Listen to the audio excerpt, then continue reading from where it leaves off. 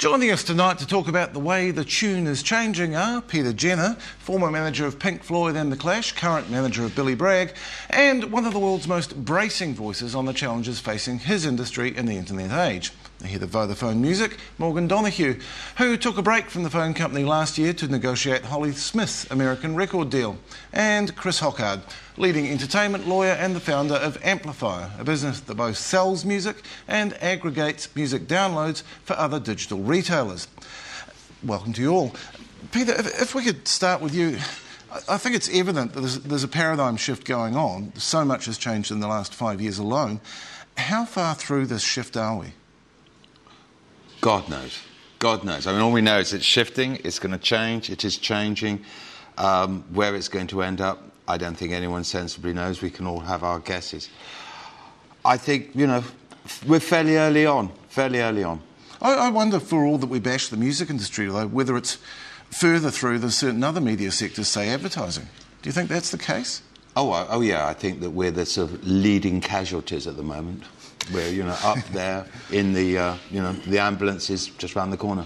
As we noted in that clip, it's 5 years this week since the Record Industry Association of America started suing its customers.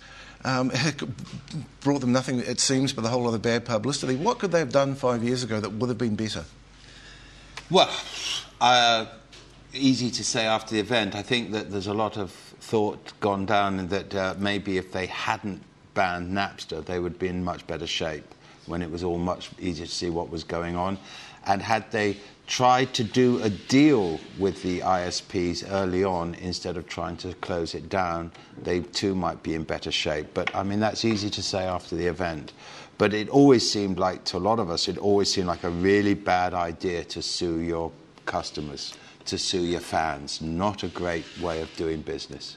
Now, Morgan, your company has done something different, and you've made a success of it. You've been a phone company that's basically pushed out people who've been in the industry for years.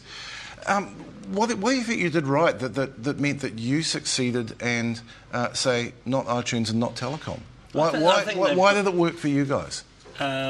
We knew where our base was, so we could identify. We've got a very urban base. New Zealand sells a lot of urban music, and we marketed and promoted it correctly. We came very early with a dual delivery store, so we could deliver to PC and mobile. In 2006, we launched in 2005 the music store. So we were at the cutting edge right at the start of it, and I think we'll continue to do that. We'll deliver what our customers actually want. Because I know you have something new coming up very soon, which I suspect will look a lot like Music Station that Vodafone UK is doing. Yeah. You probably aren't going to say yes or no to that, but subscription services, has the time come for that? Yeah, I think subscription on mobile and on PC is probably the way, and when you talk about ISPs, I think including ISPs and a broadband subscription is probably a way forward. And it has to be cheap, though, doesn't it? It has to be cheap enough for the really kids cheap, to do because it. I think for every one legal download we're selling as the biggest single seller, there's 19 being stolen. At least. At least. So if you can create a subscription service where people can then go, okay, I want to use that to listen to it, and it won't be great audio quality, but it will be perfectly good enough. And that's where people will discover it, and kids discover songs on their mobile phones. And then if you want to buy it, then you can go to the music store and download a high-quality song. Now, I use 4 different legitimate music download services, including Chris's. I have never used yours. Yes. Because I think you will soon. Because it won't play on my iPod or my Mac. You know, that's important. There's got to be that kind I agree. of compatibility. I think delivering to the iTunes library is definitely something that needs to happen. I think high-quality MP3s are the future. 256, 320, really, really high quality. Free of digital rights management. Yeah, it has to be. And I think the industry now realises that. I think they're just holding on to it as the last bastion that they held on to throughout this whole process. And coming from a record company background, yeah, I can see why they did. I was part of it at the time. I was sitting there and I was going to global conferences, and, you know, we've got to... And they really thought they could control the consumer's use of music. Yeah, but we were wrong at the time, and now you have to admit it and go forward and say, okay, subscription, DRM free, because what's happening now is that the customer is being the one treated like they're stealing it. So they're the ones being going, OK, we'll put DRM on it and you can't do anything with it. Whereas you go to LimeWire or wherever else you want to go. It's not as good as the free stuff. Yeah. So, and it's ridiculous. So that's what you're competing against, free. Chris, your amplifier was DRM free. It was just plain MP3 files that would play on anything right from the beginning. Was that a philosophical stance? Or yeah, it was. It was right from day one. We went out saying that we're going to make it. We would like people to pay for it. We would like people to be honest, but we're going to respect our customer and we're going to treat them.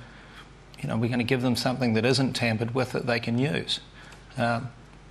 Hindsight, we were probably a little early. We went out about 10 years ago.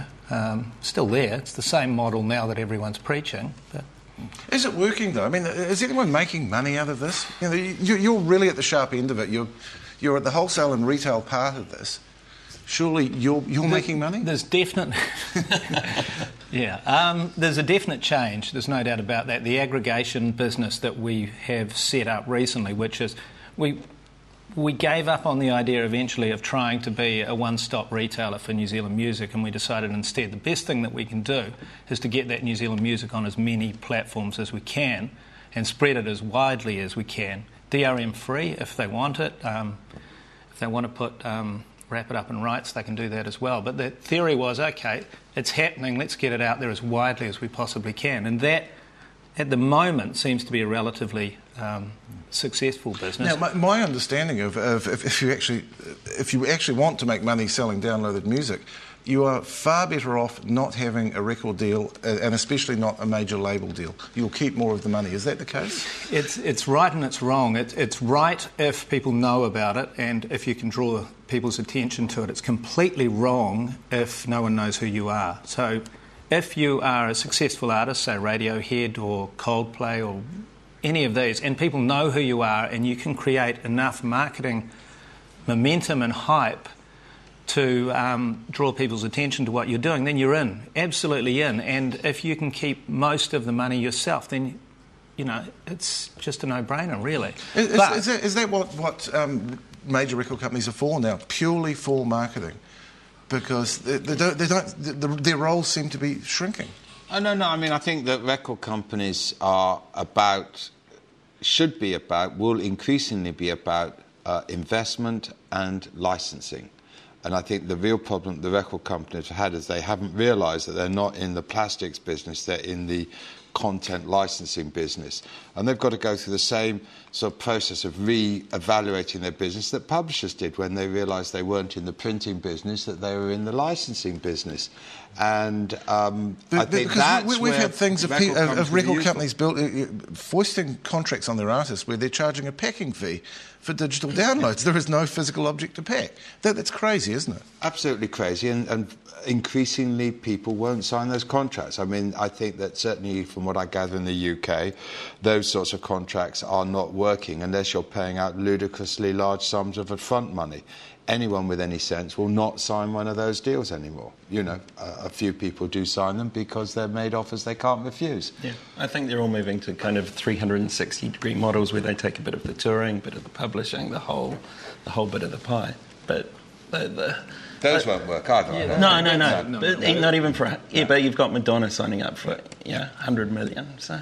Yeah, if you have enough money, you do any sort of deal, You sell your grandmother if they give you enough money, won't you? I mean, that's the way it is. And you could well be the grandmother, though. I'm the grandfather. We'll take a break now, and when we come back, Simon Pound goes way back into the past of radio, and we'll look at how radio might be changing in this new world.